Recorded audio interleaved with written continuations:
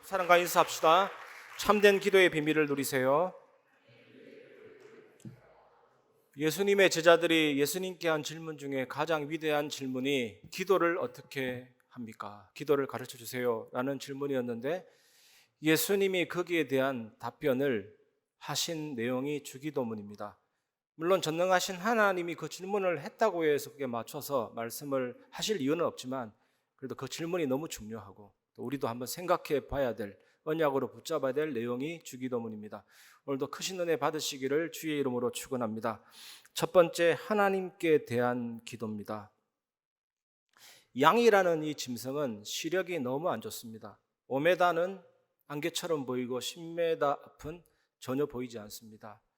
그리고 중동 지역, 이스라엘 지역의 파리는 굉장하게 양에게는 치명적인 곤충입니다. 그 눈에다가 알을 까면 알에서 애벌레가 나와서 눈을 파먹고 나오기 때문에 눈알이 빠져나옵니다. 피부에다가 알을 낳으면 피부에 살을 파먹고 나오기 때문에 피와 고름과 염증이 생기거든요. 그래서 목자가 일일이 양털을 깎고 피부를 살펴야 되고 눈을 살펴야 되는 것입니다.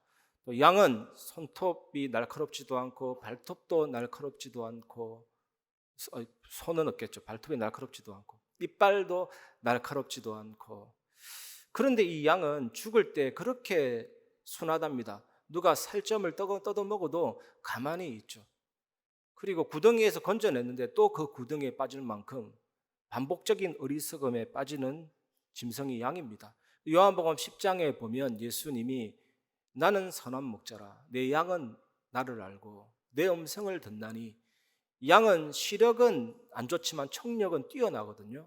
그래서 이스라엘의 목자는 양 한 마리 한 마리에다가 이름을 붙여서 양을 부릅니다. 그럼 목자의 음성을 듣고 가게 됩니다.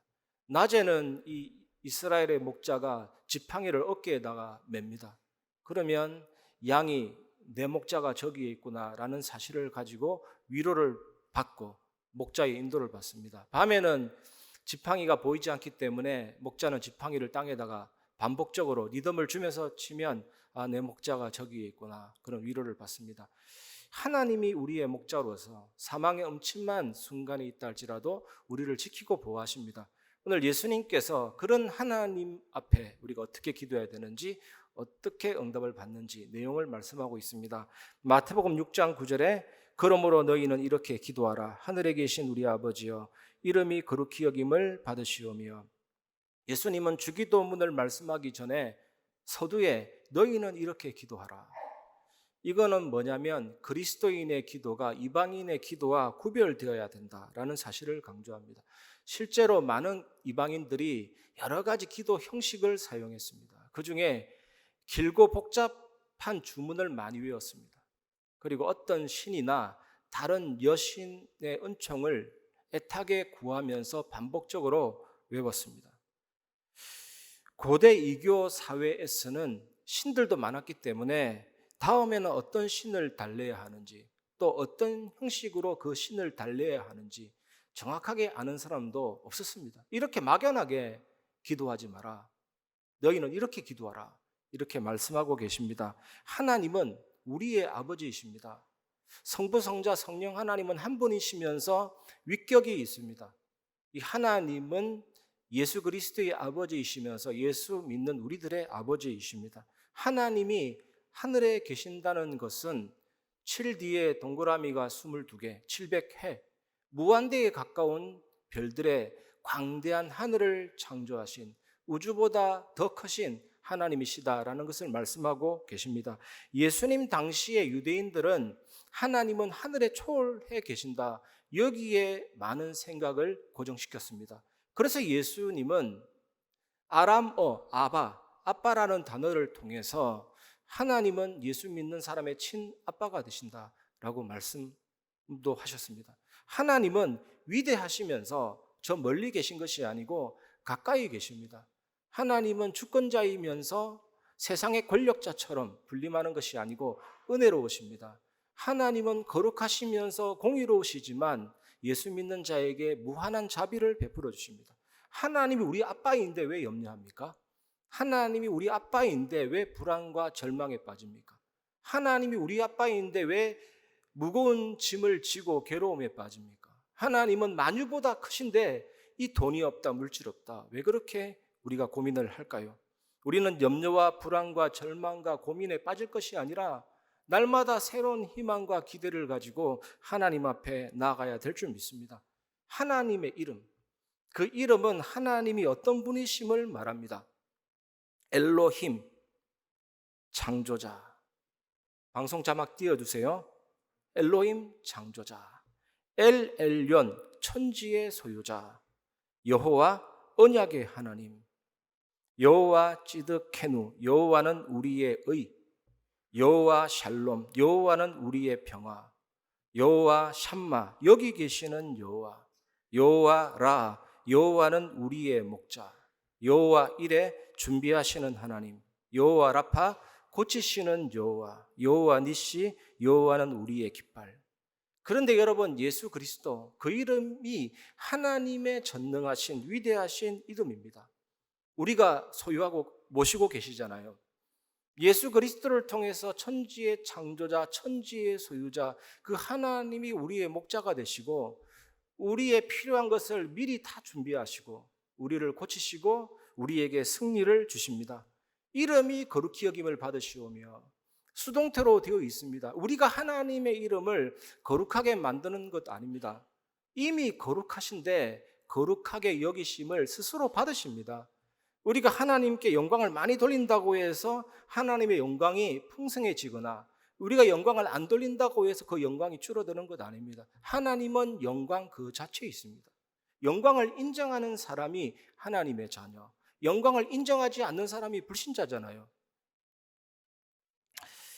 우리가 입술로도 하나님께 영광을 돌려야 되지만 우리가 입술로는 영광 돌리는 것은, 인정하는 것은 쉽습니다. 진짜 중요한 영광을 인정하는 삶은 복음이 나의 복음이 되어서 그 십자가의 보혈이 내게 흘러 들어와서 내가 나를 위해 사는 나의 모든 본성을 죽여서 성령의 열매를 맺고 그리스도의 성품을 맺고 영원히 다스리시는 왕이신 하나님, 죄와 저주를 해결하신 제사장 되신 예수님, 하나님 만나는 길이시면서 영원한 말씀 되시는 예수님을 우리의 삶으로 드러내야 되죠. 그런 영광스러운 존재가 여러분임을 믿으시기 바랍니다.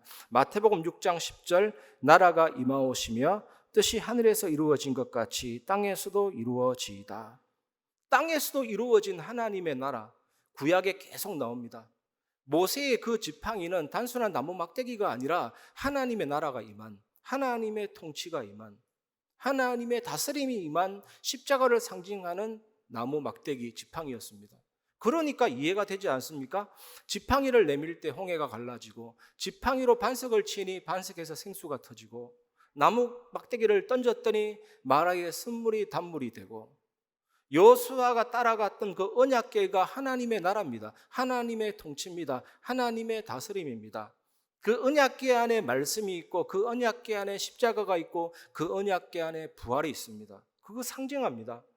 언약궤를 따라갔는데 요단이 끊어지고 여리고가 무너지고 당연하죠. 하나님의 나라, 하나님의 통치. 우리가 믿는 복음이 하나님의 나라의 복음입니다. 하나님의 통치를 받는, 다스림을 받는 복음입니다. 그러기 위해서는 불신자로서는 그 축복 받을 수 없습니다. 영혼이 구원받아야 됩니다. 영혼 구원이 뭡니까? 우리의 죄가 사해지고 용서받고 사단의 손에서 저주에서 빠져나와서 하나님 백성 되는 겁니다. 이것을 위해서 예수님이 십자가에서 죽으시고 부활하셨습니다. 수많은 속죄제물, 속건제물, 번제물로 보여주셨듯이 예수님의 죽음은 우리의 죄를 대속하는 죽음입니다.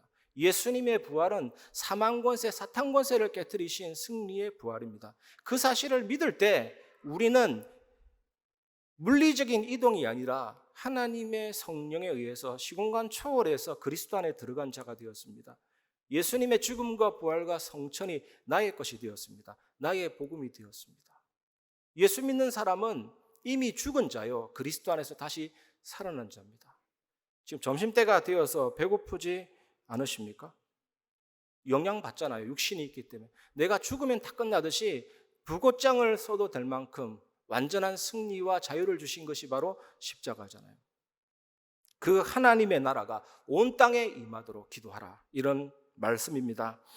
우리가 죄인임을 고백하고 예수님을 구주로 영접할 때 나를 지배하던, 내 운명을 지배하던 사탄의 통치가 깨집니다.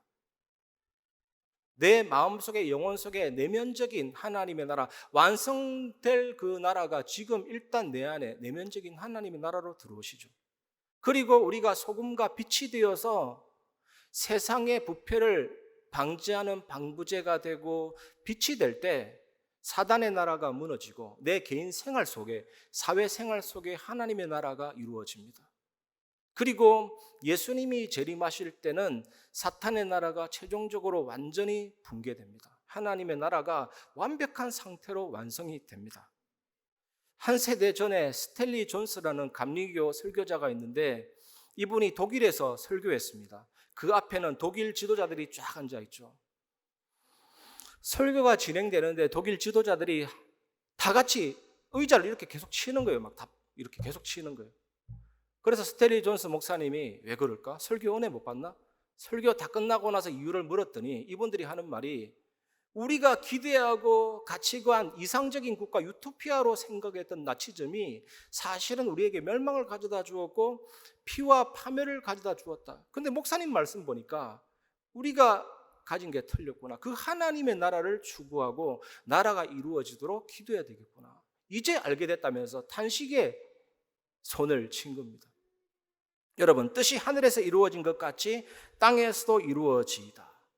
여러분, 하나님의 뜻은 어차피 이루어질 거니까 내가 기도할 필요가 뭐 있냐. 어차피 하나님 뜻대로 다 되는데 독재자 당신 마음대로 하세요. 이런 분노의 마음은 합당한 마음이 아니죠.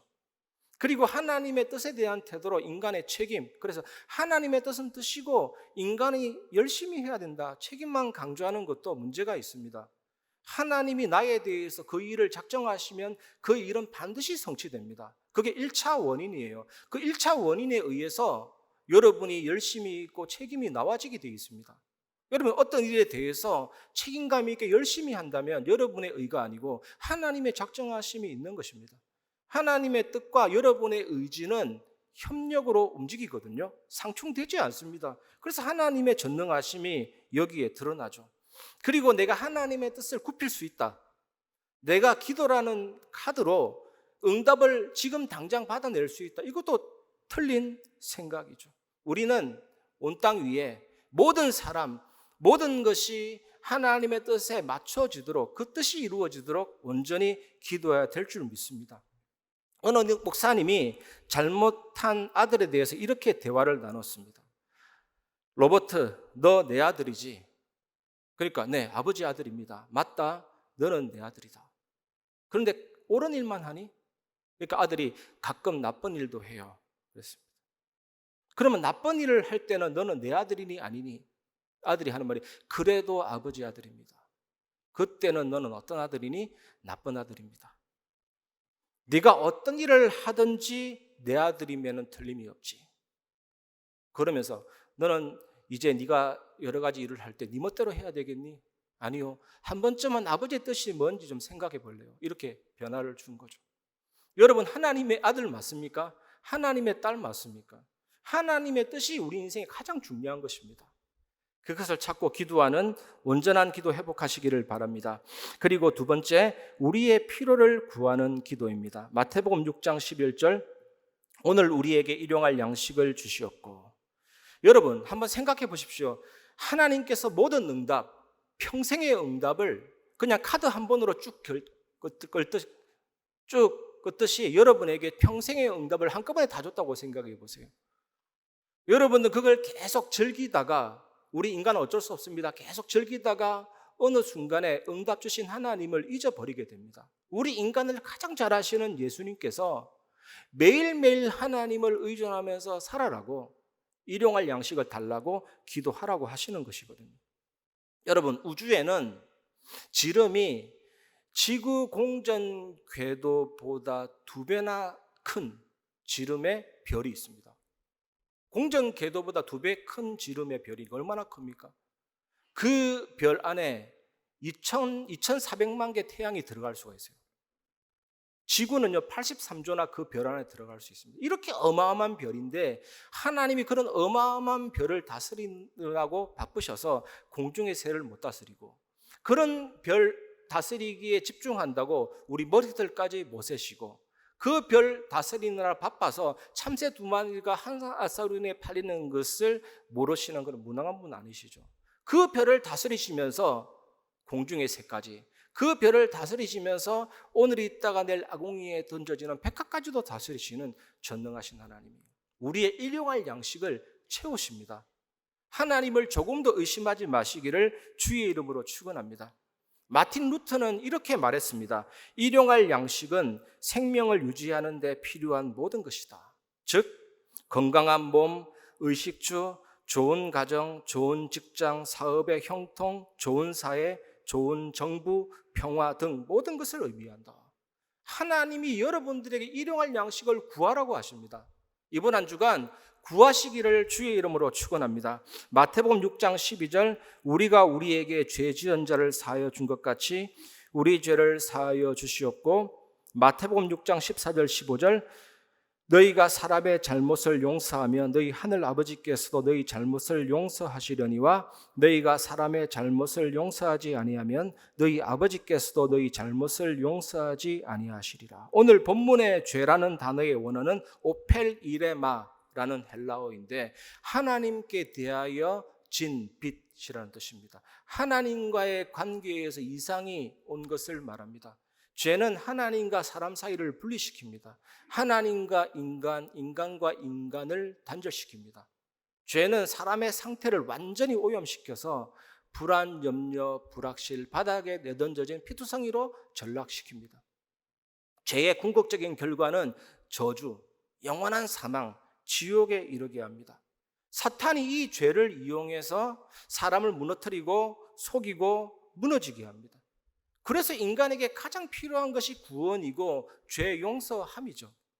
예수 믿는 사람은 예수 믿는 즉시 단회적이면서 영속적인 용서를 받았고 정죄와 심판과 지옥 형벌 받지 않도록 법정적 칭의를 받았습니다. 의롭다.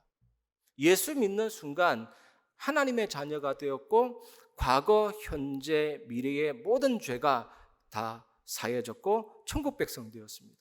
신자는 사망에서 생명으로 옮겨졌고 사탄의 나라와 하나님의 나라로 옮겨진, 잘 들으세요, 위치적 청결 면에서 영속적으로 청결해졌으나 날마다 죄와 세상과 사탄과 싸워야 하는 실제적인 청결 면에서는 계속적으로 청결함을 받아야 됩니다. 이 말씀의 뜻이 그렇습니다. 우리가 온몸을 목욕했다 할지라도 손과 발을 씻어야 되잖아요. 코로나 바이러스가 도는데 항상 손은 씻어야 되듯이 그런 청결함은 받아야 되는 것입니다. 요한일서 1장 9절, 만일 우리가 우리 죄를 자백하면 그는 미쁘시고 의로우사 우리 죄를 사하시며 우리를 모든 불의에서 깨끗하게 하실 것이요. 이게 나오잖아요. 죄를 용서받는 방법은 고백입니다. 사탄이 싫어하고 우리가 교만하기 때문에 고백하기가 쉽지 않습니다. 여러분도 오늘 쌍방간에 잘못이 있으면 잘못을 범한 사람이 잘못했다 하면 해결될 게 99%입니다. 그거 안 돼서 인간관계가 깨지고 정치인들이 내 잘못했다 하면 끝나요. 그게 안 돼서 당파 싸움이 일어나잖아요. 우리나라 모든 역사에 보면 잘못했다가 안 되는 겁니다. 회개라는 것은 행동으로 돌아서는 거거든요. 요나가 니느웨로 가야 되는데 다시스로 간 것은 하나님의 명령을 어긴 죄잖아요. 그래서 요나가 진정으로 회개해야 될 것은 다시스로 가는 것을 포기하고 니느웨로 가야 하는 것입니다. 그것이 회개의 의미라니까요. 오늘 여러분들이 예배를 마치고 대구로 내려가는데 호남선으로 잘못 탔다. 어떻게 해야 됩니까? 가장 가까운 인터체인지에서 돌아서야 된다니까요. 그것이 회개입니다. 우리를 죄에서 사하시며, 이게 뭐냐? 나의 죄에서 돌아서면서 하는 고백이라니까요. 우리가 하나님에 대해서 죄를 범했다면 하나님에 대해서 회개하고 고백하면 용서해 주십니다. 그런데 남이 나에 대해서 죄해야 됩니다. 회개해야 됩니다. 말만이 아니라 그 사람의 삶이 돌아서야 된다니까. 그리고 나서 그 사람이 고백을 할 때 용서해 줘야 되는 것이죠. 좀 예를 들면 우리 어린아이들이 자라면서 흔히 범하는 죄가 뭡니까?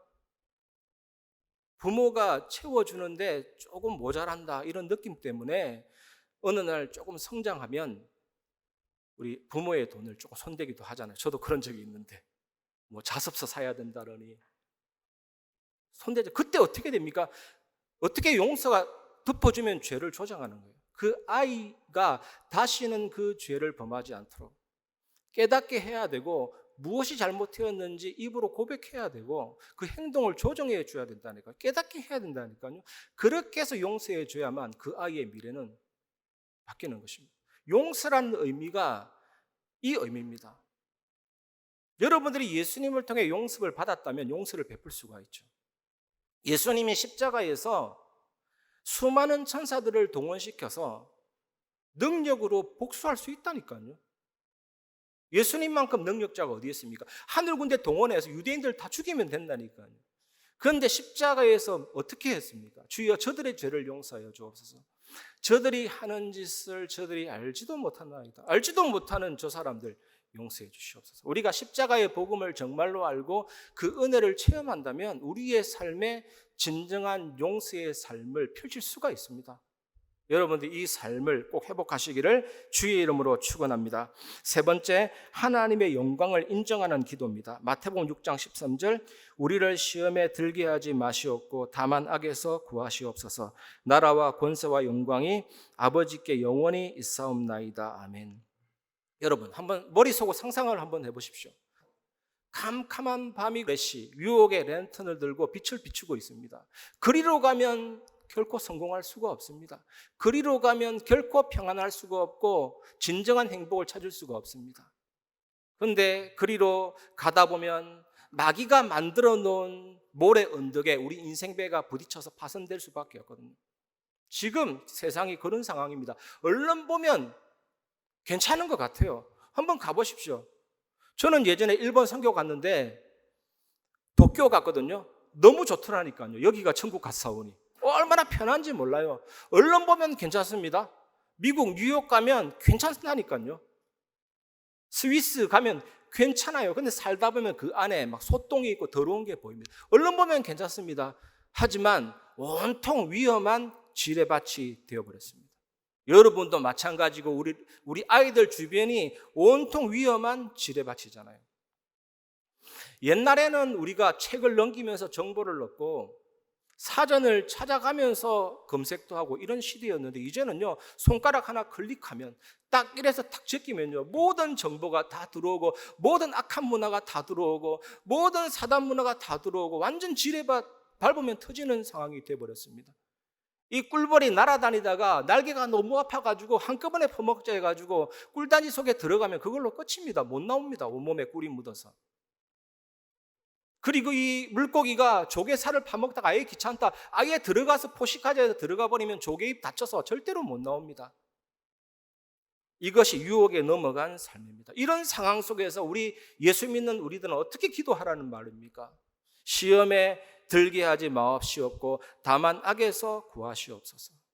뭐 이게 무슨 뜻이냐? 유혹이 와도 유혹에 넘어가지 않게 하옵소서. 여러분 이게 자신만만으로 되는 거 아니거든요. 웬만하면 다 넘어집니다. 유혹에. 수조 원의 돈 들어오면 넘어집니다. 여러분 가장 갈급한 부분을 사단이 건드리면 안 넘어진다라고 자신 있게 얘기할 수 있는 사람이 어디에 있습니까? 유혹이 와도 유혹에 넘어지지 않게 하여 주시옵소서. 이건 절대로 인간의 힘으로 되는 것은 아닙니다. 사탄과 세상과 육체의 부패성 때문에 우리는 참으로 약한 존재들이라니까요. 저도 장담할 수가 없습니다. 저번에 차를 타고 가는데 99조 7,900호 차 딱 보는데 흔들리더라니까요.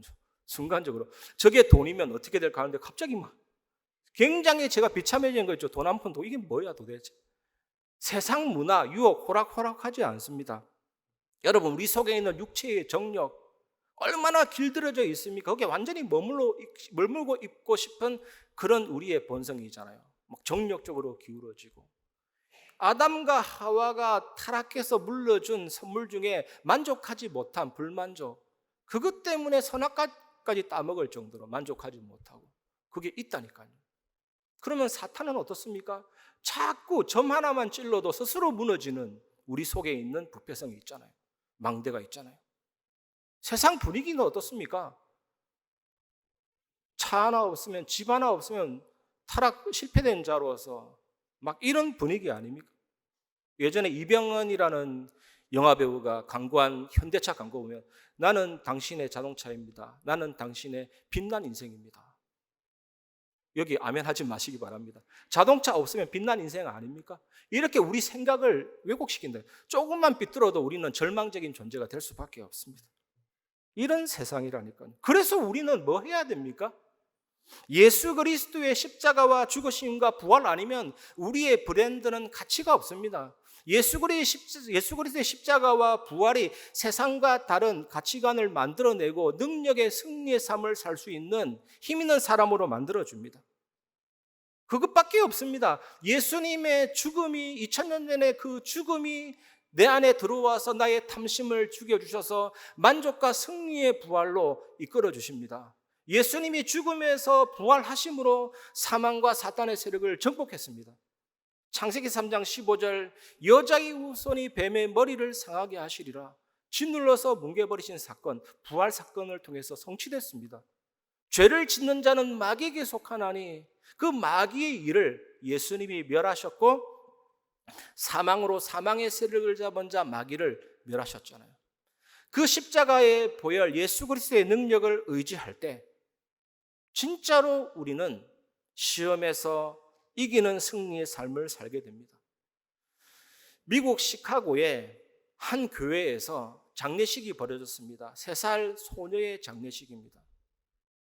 발에는 예쁜 신발을 신고 있습니다. 다 같이 기도하는데 눈 빨간 알코올 중독자가 비틀거리면서 와서 그 아이의 신발을 벗겨갔습니다.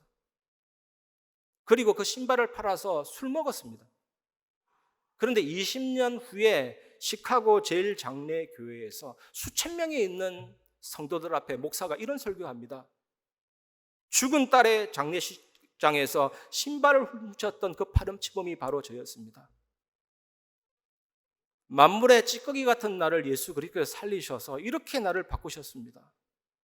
이분이 멜트라도 시카고의 유명한 부흥사고, 예수의 십자가는 우리를 변화시킵니다. 예수님의 죽음과 부활은 우리를 바꿉니다. 우리를 통치하시고 다스리시고 사단을 깨뜨리신 왕이신 예수님은 우리를 다스려 주십니다. 모든 죄와 저주를 그 피로 사하신 제사장 되신 예수님은 우리 마음에 참된 평안함과 치유를 주십니다. 하나님 만나는 길이시고 영원한 생명의 말씀이신 그리스도는 우리에게 참된 생명과 소망을 주신다니까요. 그 복음이 내게 들어왔는데 변화되지 않을 수 없습니다. 바뀔 수밖에 없습니다. 여러분들에게 이 은혜가 있기를 주의 이름으로 축원합니다. 예수 그리스도의 죽음과 부활에 연합된 믿음, 왕 제사장 선지자 그 복음의 본질을 붙잡고 승리하시기 바랍니다. 이럴 때 하나님의 영광을 인정하는 삶이 되고 기도 속으로 들어갈 수 있게 됩니다. 이 축복 누리시기를 주의 이름으로 축원합니다. 말씀을 마무리하겠습니다. 첫 번째 하나님의 나라입니다. 주기도문을 한 단어로 요약하면 하나님의 나라입니다. 하나님은 무책임한 주인이 아니라 창조하신 만물을 유지하시는 분이고 다스리시는 분이고 통치하시는 분이고 시간 안에서 일어나는 모든 사건과 일들을 미리 작정하시고 일을 진행하시고 그 뜻과 경륜을 이루시고 개미 한 마리까지 섭리하시는 위대하신 하나님이십니다. 이 하나님의 나라를 또 다른 말로 하면 예수 그리스도의 왕권입니다. 왕이신 예수 그리스도는 구원받은 자의 경배와 찬양, 경외를 받으십니다. 하나님을 존경하고 하나님을 두려워하는 그 경외를 받으십니다. 구원받은 성도, 개인, 교회 안과 교회 밖과 온 천하 만물을 다스리시는 만왕의 왕이시며 만주의 주가 되시고 십자가에서 모든 원수를 정복하고 이기셨습니다. 사탄과 사탄이 이용하는 사람과 모든 원수를 정복하고 이기셨습니다. 두 번째 결론은 성령과 말씀입니다. 왕이신 예수 그리스도께서 우리를 어떻게 다스리십니까?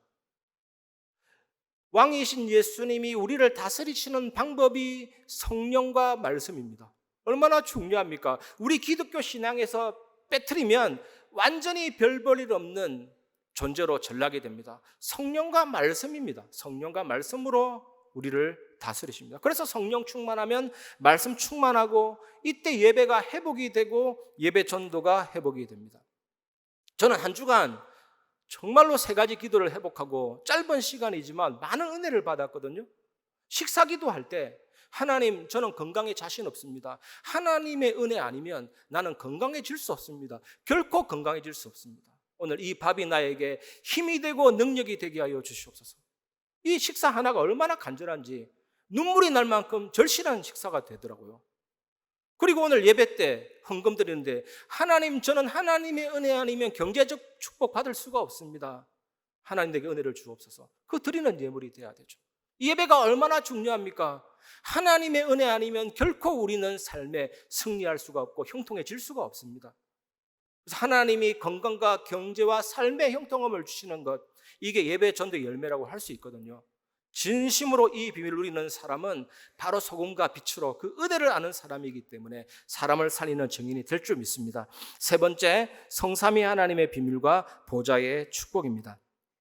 저는 아무리 생각해도 하나님의 완전함, 너무나도 감사하고 감격스럽죠.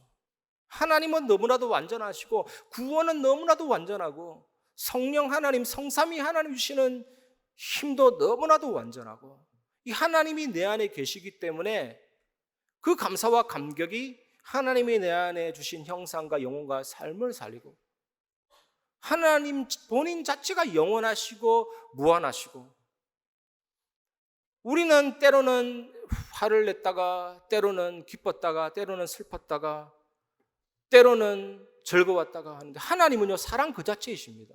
하나님은 은혜 그 자체이십니다. 하나님은 쪼개질 수 없고 하나님은 나눠질 수 없습니다. 우리는 누군가를 의지해야 되지만 하나님은 스스로 계시고 누군가를 의지할 필요가 없습니다. 완전하신 성삼위 하나님께서 우리에게 은혜를 주시잖아요. 힘을 주시고 이 시공간 초월, 이 세계 살리는 빛의 역사, 말도 안 되는 소리가 아니라 하나님 내 안에 계시기 때문에 가능한 이야기가 되는 겁니다. 이런 사람은 진짜로 목회자와 중직자와 후대들을 살리는 증인이 되게 되는 것입니다. 그리고 하나님이 내 안에 계시다, 이 믿음이 든든한 망대가 되어서 흑암의 세력을 다 무너뜨리고 하나님 내 안에 계신 믿으면 누리면요 당연히 세상 살리는 빛의 망대가 될 수밖에 없는 것입니다.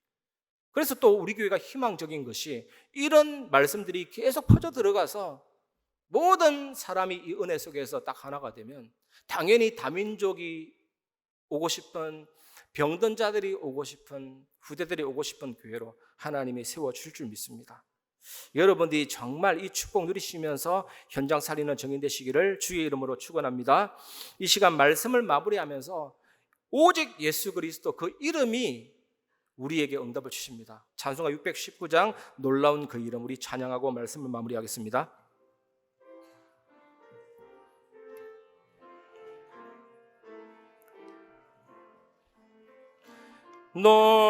놀라운 그 이름, 놀라운 그 이름, 놀라운 그 이름, 예수 내 주, 전능의 왕이요 만물의 주시니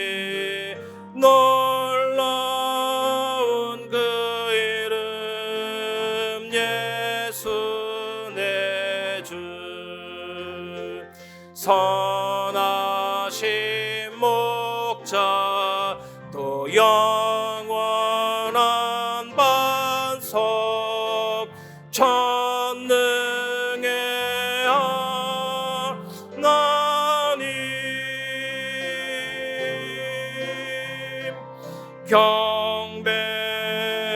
경배드리며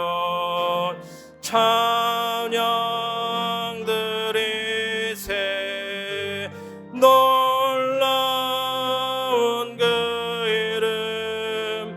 예, 우리 마음의 문을 열고 선하신 목자 되신 주님, 인도하시고 역사하옵소서. 선하신 목자 또 영원한 반석 전능의 하나님